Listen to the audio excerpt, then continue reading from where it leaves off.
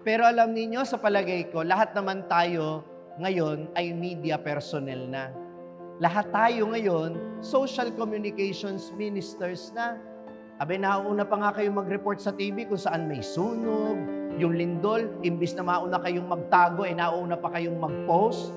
Lahat tayo reporter na. Oo, pati buhay ng iba, nire-report nyo na sa social media. Parinig dito, parinig doon. Post dito, post doon.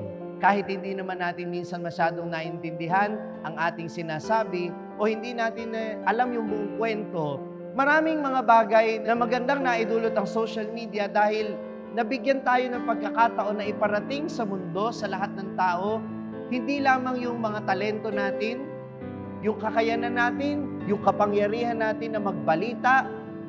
Pwede ka ring mag-trending kung maganda yung kwento mo, di ba? Kaya, paalala ko sa inyo, maging responsable sa inyong pagpo-post. Paalala ko sa inyo, bago kayo magsalita, bago kayo magbitiw ng kahit na anong impormasyon sa social media, siguraduhin nyo munang totoo at tama.